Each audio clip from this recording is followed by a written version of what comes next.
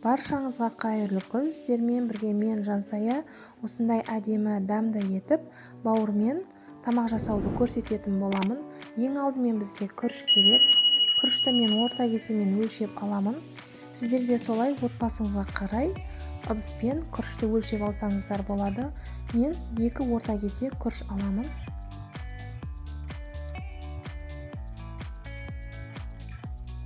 Күрішімізді тап-таза етіп жуып аламыз. Күрішіміздің ұны кетуі керек, яғни аппақ болмауы керек.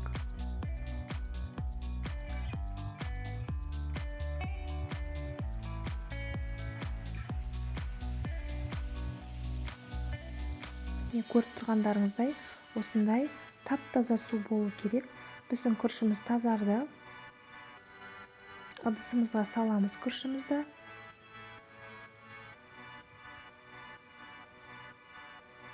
Жаңағы өлшеп алған орта кесемізбен дәл сондай орта кесе, 3 орта кесе су құямыз.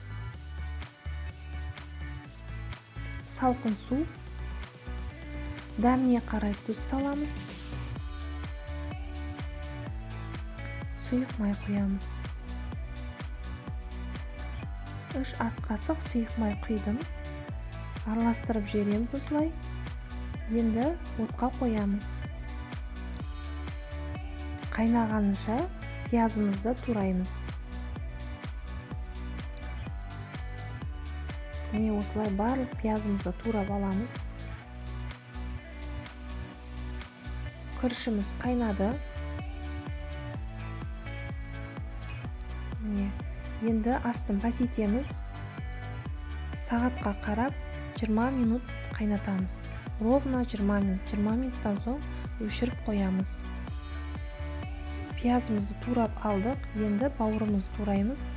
Бауырымызды соломкалап, яғни ұзынша етіп тураймыз.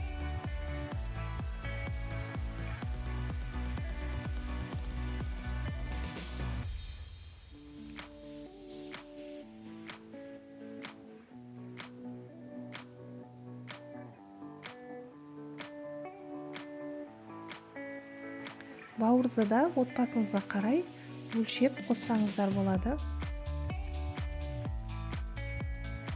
Міне бауырдың бәрін турап алдық. Енді ыдысыма 1 пиалаға, яғни шай пиалаға толмайтын сұйық май құйдым. Қыздырып алып, үстінен пиязымызды саламыз.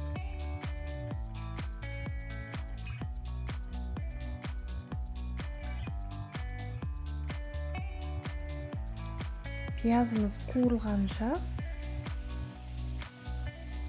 чесногымызды турап аламыз, майдалап.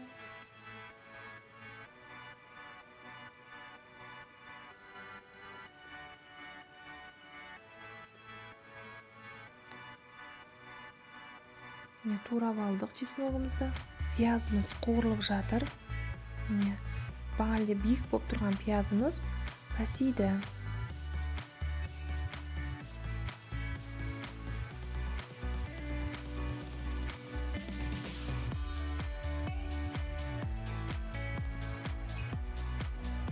Пиязымызды қуырып алдық. Енді үстінен бауырымызды саламыз. Бауыр салған кезде отымызды пәсейтесіз.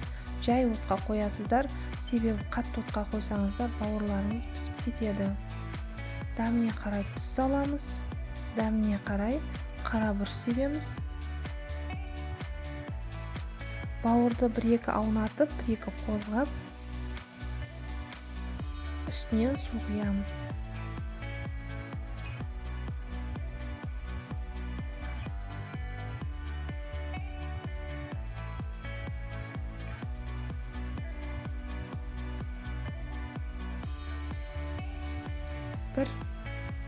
Bir минуттай аунатасыздар. Үстінен су құямыз.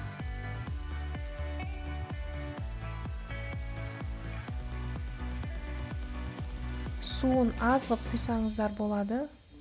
Егер подливын сулы еткіңіз келсе, суын көп құйғаннан кішкене аздау болған дәмдірек болады.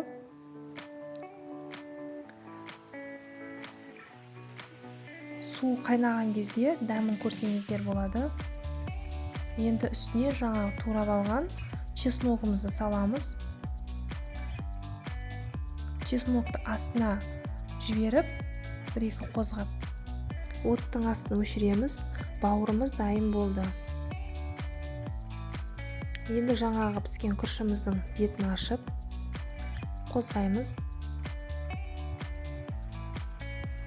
Көріп тұрғандарыңыздай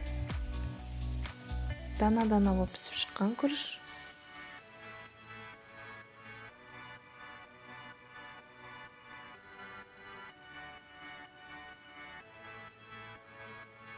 Енді күрішімізді пиалаға салып, тарелкаға салатын боламыз.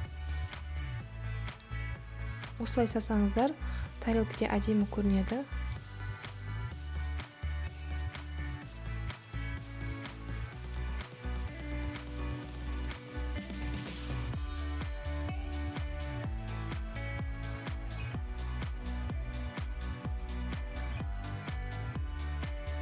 Әдемі болып түсті пиаладан.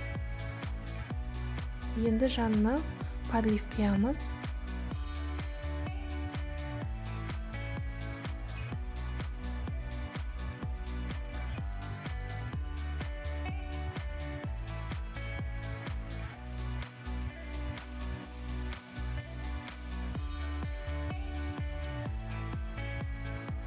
Жанына сәндеп